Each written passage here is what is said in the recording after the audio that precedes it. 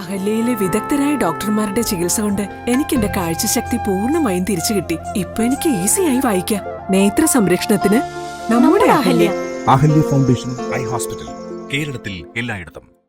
ED case ഒഴിവാക്കാൻ 2 കോടി രൂപ കൈക്കൂലി ആവശ്യപ്പെട്ട കേസിലെ പ്രതികൾക്ക് ഉപാധികളോടെ ജാമ്യം അനുവദിച്ച് മൂവാറ്റുപുഴ കോടതി. 2, 3, 4 പ്രതികൾക്കാണ് മൂവാറ്റുപുഴ വിജിലൻസ് കോടതി ജാമ്യം അനുവദിച്ചത്. ഇഡി ഉദ്യോഗസ്ഥൻ മുഖ്യപ്രതിയായ കോഴക്കേസിൽ 3 പ്രതികൾക്ക് ഉപാധികളോടെ ജാമ്യം അനുവദിച്ച് മൂവാറ്റുപുഴ വിജിലൻസ് കോടതി. 2, 3, 4 പ്രതികളായ വിൽസൺ, മുകേഷ് മുരളി, രഞ്ജിത്ത് എന്നിവർക്കാണ് മൂവാറ്റുപുഴ വിജിലൻസ് കോടതി ജാമ്യം അനുവദിച്ചത്. പ്രതികളുടെ വിജിലൻസ് കസ്റ്റഡി കാലാവധി ഇന്ന് അവസാനിക്കാനിരിക്കെയാണ് ജാമ്യം അനുവദിച്ചത്. കസ്റ്റഡി നീട്ടി നൽകണമെന്ന അന്വേഷണ സംഘത്തിന്റെ ആവശ്യം കോടതി അംഗീകരിച്ചില്ല.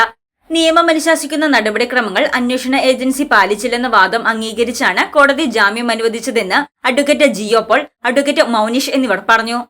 ഈ കേസിൽ അന്വേഷണ ഏജൻസി പാലിക്കേണ്ട നടപടിക്രമങ്ങളും നിയമം നിർബന്ധിക്കുന്ന അനുശാസിക്കുന്ന നടപടിക്രമങ്ങളും പാലിച്ചില്ല എന്ന് തന്നെയാണ് നമ്മൾ ഉയർത്തിയ വാദമുണ്ട്.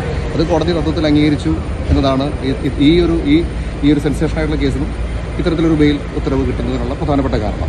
1-ാം പ്രതിയിലേക്കുള്ള അന്വേഷണത്തെ തുടർന്ന് അന്വേഷണ ഏജൻസി ചെയ്യേണ്ട കാര്യങ്ങളാണ്. 1-ാം പ്രതിയെ സംബന്ധിച്ച് നിങ്ങൾക്കെല്ലാം അറിയാം, അത് വിജിലൻസ് കോടതി എവിടേക്കാണ് അന്വേഷണം കൊണ്ടുപോകുക, ആരിലേക്ക് അന്വേഷണം കൊണ്ടുപോകുന്നത് നമ്മൾ കാത്തിരുന്ന് കാണേണ്ടതാണ്. അതിനെപ്പറ്റി ഒരു കമൻറ്റ് പറയാനുള്ള സമയം കൂടി ആയിട്ടില്ല. ഇപ്പോൾ തൽക്കാലം ആയിട്ടില്ല. ഇപ്പോൾ 2-ാം പ്രതി, 2, 3 പ്രതികൾ, 2, 3, 4 പ്രതികൾ ഈ കൈക്കൂലി പണവുമായി കൈയോടെ പിടികൂടി എന്ന് ആരോപിച്ച് അറസ്റ്റ് ചെയ്യപ്പെട്ട പ്രതിക്ക് ഉൾപ്പെടെ ഈ നടപടിക്രമങ്ങൾ പാലിച്ചില്ല എന്ന കാരണം പറഞ്ഞുകൊണ്ട്, സുപ്രധാനമായ കാരണം കാണിച്ചുകൊണ്ട് ജാമ്യം അനുവദിക്കുകയാണ്. അറസ്റ്റ് ചെയ്ത 3 പ്രതികൾക്കും ഉപാധികളോടെ ജാമ്യം അനുവദിച്ചിട്ടുണ്ട്. കേസിൻ്റെ മെറിറ്റിലേക്ക് പോകുന്നത് സബ്ജക്ട്സ് ആയിട്ടുള്ള കേസിൽ ശരിയല്ലാത്തതുകൊണ്ട് അത്തരം കാര്യങ്ങളെക്കുറിച്ച് നമ്മൾ പറയാൻ അശക്തരാണ്.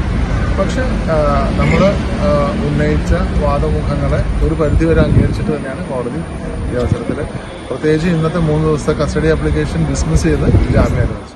അടുത്ത 7 ദിവസവും മൂവരും അന്വേഷണ സംഘത്തിന് മുന്നിൽ ഹാജരാകണം, അന്വേഷണ സംഘവുമായി സഹകരിക്കണം തുടങ്ങിയ ഉപാധികളോടെയാണ് കോടതി ജാമ്യം അനുവദിച്ചത്. ഇഡി കേസിൽ നിന്ന് ഒഴിവാക്കാൻ കൊല്ലം സ്വദേശിയായ വ്യവസായിയിൽ നിന്ന് കോഴ വാങ്ങാൻ ശ്രമിച്ച കേസിലായിരുന്നു അറസ്റ്റ്. കൊച്ചി എൻഫോഴ്സ്മെന്റ് ഡയറക്ടറേറ്റ് യൂണിറ്റിലെ അസിസ്റ്റന്റ് ഡയറക്ടർ ശേഖർ കുമാറാണ് കേസിലെ 1-ാം പ്രതി.